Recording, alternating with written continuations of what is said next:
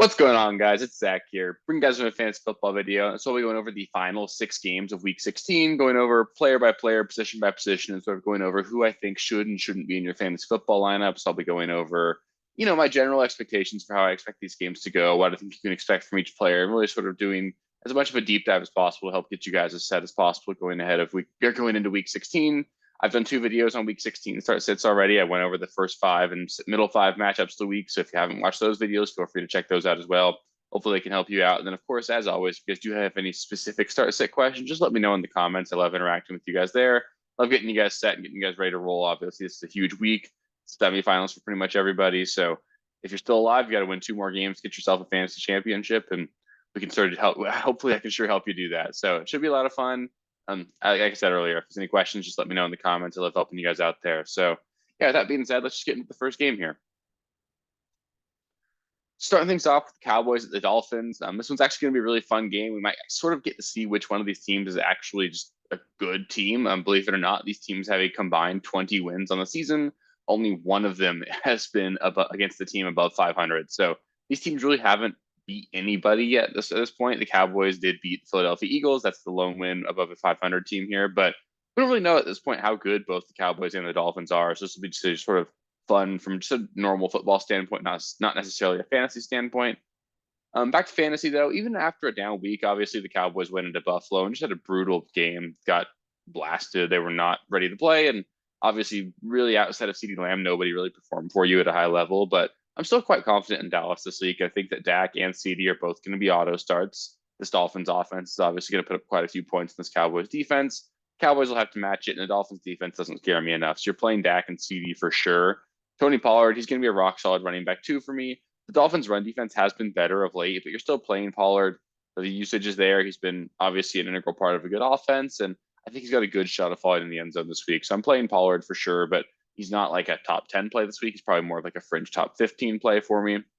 Jake Ferguson for the Cowboys has 8 targets in 3 straight weeks. You're still playing him at the tight end position. Hasn't really scored a touchdown lately, so I think it's really been what's holding him back from a fantasy standpoint. But this Dolphins defense doesn't really scare me at all. I think you can definitely play Jake Ferguson. And really the only player that I'd be really wanting to sit for the Cowboys is going to be Brandon Cooks. He just really hasn't been all that involved the last couple of weeks. I think he's still like a low end flex option if you need to use him, but I think in general, I'm preferring to sit Brandon Cooks this week if I can.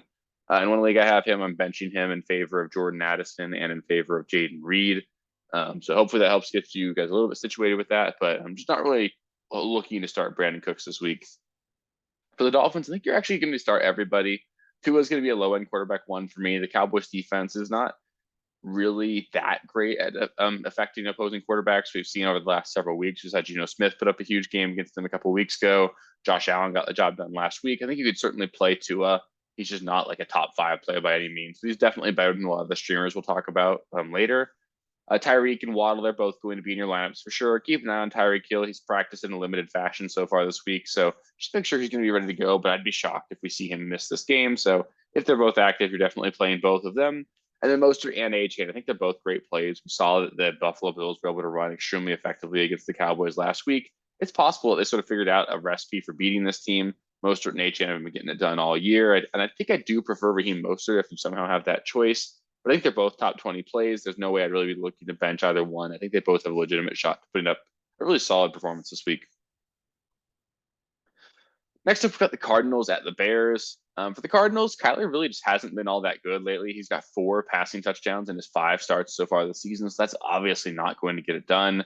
Hollywood Brown and Greg Dortch both banged up right now. I think they're likely to miss this game. I'd be surprised if either one suits up. I'm definitely not playing either one, even if they do. Trey McBride, he's a lineup lock. He's just clearly the number 1 target in this offense. Looks really good, looks the part, super athletic. This Bears defense does not scare me in terms of defending opposing tight end positions. So Trey McBride's in your lineup. He's a top 5 tight end play probably this week and going forward. It's probably going to be a top 5 tight end pick next season in fantasy drafts. So McBride's got to be in lineups for sure. James Conner, he's a low end running back too. This Bears defense has been playing a lot better lately, especially after trading for Sweat at the deadline. But James Conner obviously has been getting it done. Scored a touchdown last week. Looks good. I think you could still play him, but just understand that the floor is there. It's a very low floor. Not an extremely high ceiling either. We're seeing plenty of usage for guys like Michael Carter. And Amari DiMercado had a big touchdown last week. So I don't love the ceiling for James Conner, so he's not a lineup lock, but you can certainly play him. Kyler Murray, he's a super low end streaming option for me. I'd honestly prefer to sit him. This Bears defense, like I said, has been playing a lot better lately. Kyler hasn't really been getting it done. He doesn't really have any weapons outside of McBride and Connor right now. I think if you can sit Kyler Murray, I'd definitely be looking to do that. I think there's a lot of streaming options that I would prefer to him. Moving on to the Bears, Justin Fields and DJ Moore, they're both great starts. This Cardinals defense has been absolutely brutal so far this season. There's no reason to be afraid of them. So you're definitely playing Fields and Moore. And I think you're definitely playing Cole Kmet as well. He's been getting it done. He's an integral part of this offense. I'd be shocked if you have a better option than Cole Kmet.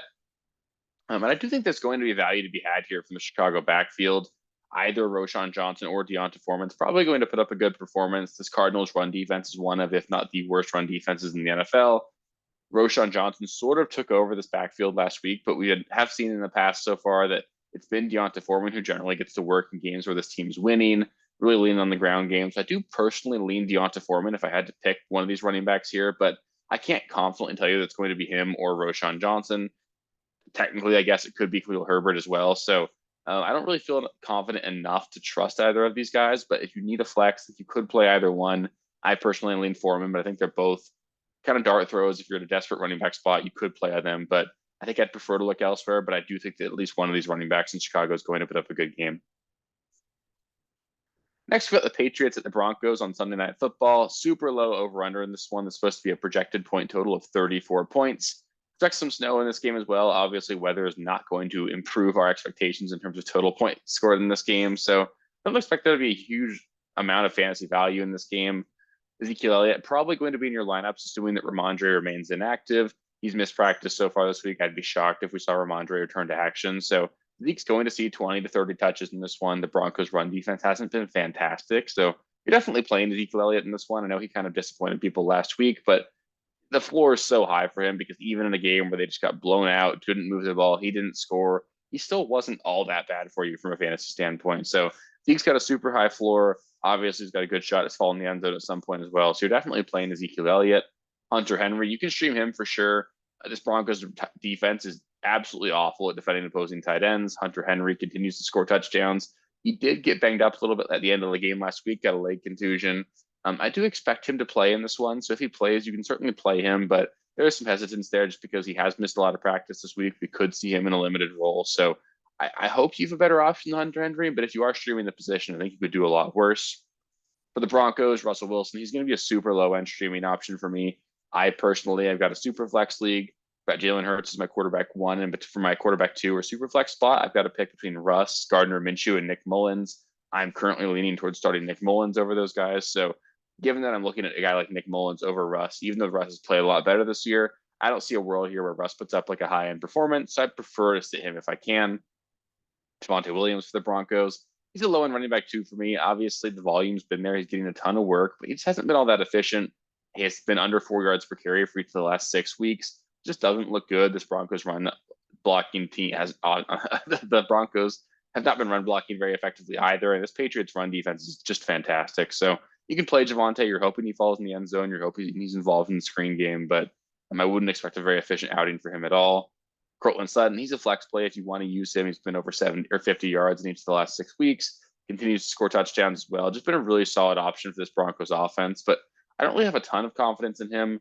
The Patriots and Bill Belichick are just renowned for removing your number one option in the offense, and Sutton really is the only reliable pass weapon this Broncos offense has. I fully expect the Patriots to try and take him away, make the Broncos move the ball with someone else, and there really isn't anyone else there. So maybe Sutton comes through, maybe he scores. I think you can still play him, but I don't expect a huge ceiling game for him there, and you're really probably just hoping he scores a touchdown. Outside of that, I don't think there's really anyone else than Denver side that you're really looking to play. I do recommend playing the Denver Broncos defense. Really great matchup against the Patriots. Should be a really rock solid option this week.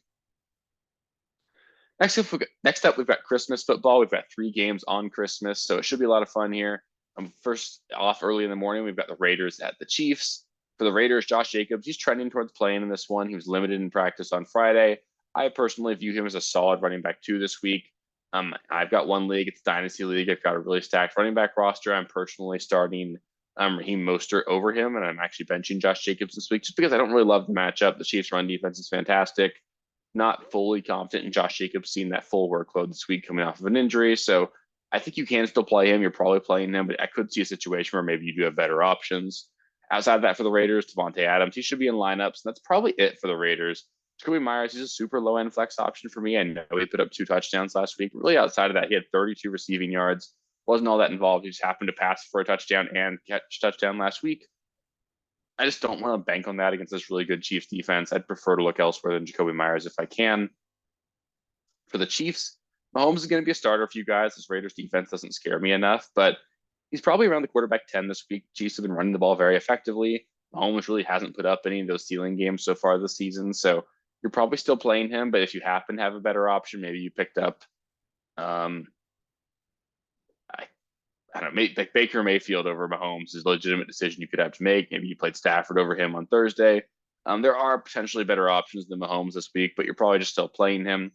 Outside of that, for the Chiefs, Isaiah Pacheco should be right back in your lineups. I expect him to return to action here. Should see right back to his full workload. He's just been too good for them to involve. This Raiders run defense is awful. You're definitely playing Pacheco. Travis Kelce, he's a lineup lock, but he just really hasn't looked like himself lately. It's pretty clearly he's lost a step. I wouldn't expect a week-winning performance out of him this week, but he's involved enough. You're definitely playing him. I'd be shocked if you have a better option. I suppose maybe if you have Kelce and Laporta or something, you're benching Kelce, but even then you could flex Kelce. So Kelce's in lineups for sure. Rashee Rice, he's a wide receiver too, and that might even be too low. He's been absolutely fantastic over each of the last 4 weeks. They're manufacturing touches for him. He's very clearly the best wide receiver in this offense, and there's just no way you're sitting him. But you are definitely sitting everyone else. Kadarius Toney doesn't look good. Sky Moore is uninvolved. Justin Watson's been uninvolved. So you're just playing Rashee Rice, Kelce, Pacheco. That's going to be it for the Chiefs position players this week.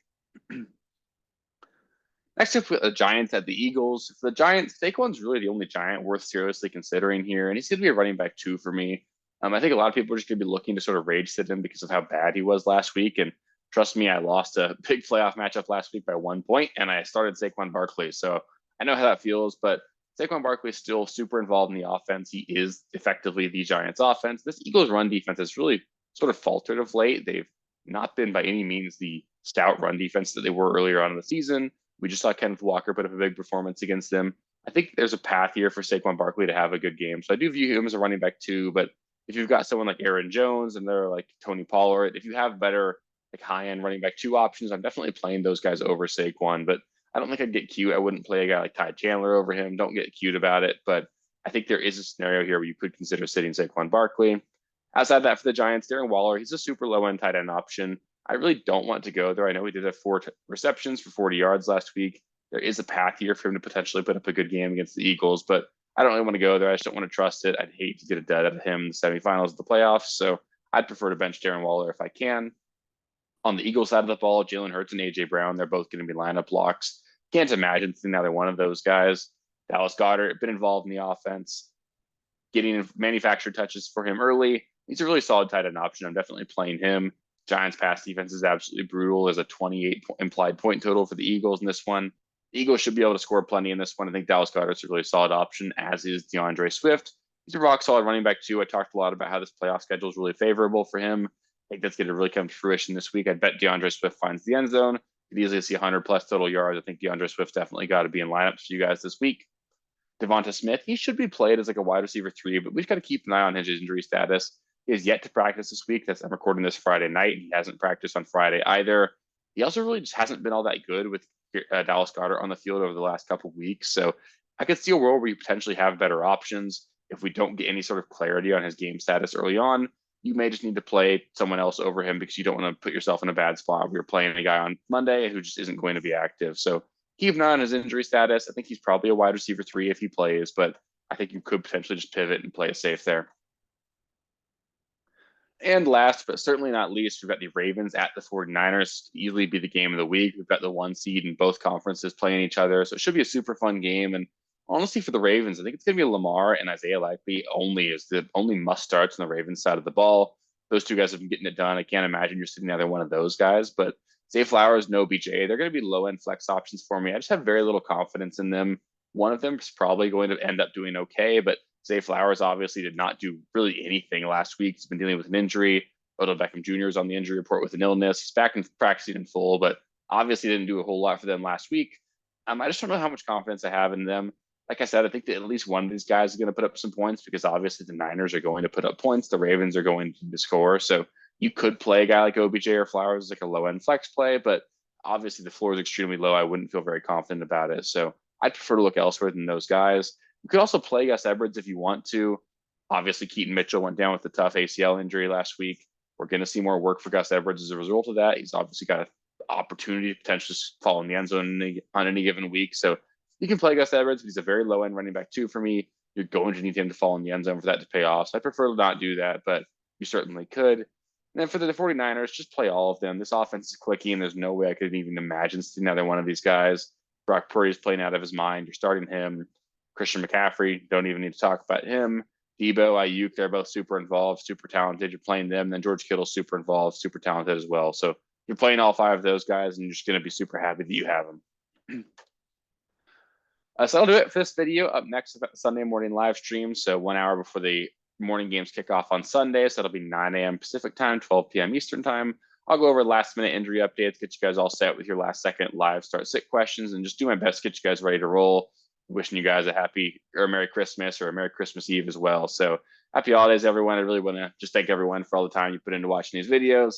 Really hope that we've done a good job of helping get you guys to the fantasy playoffs and getting you guys into the semifinals. So let's get 2 more wins here. It's been a lot of fun. I really appreciate all you guys. And it's just been really cool watching the channel grow and watching you guys succeed so far this season. So I appreciate everyone, and I'll catch you next time. Merry Christmas.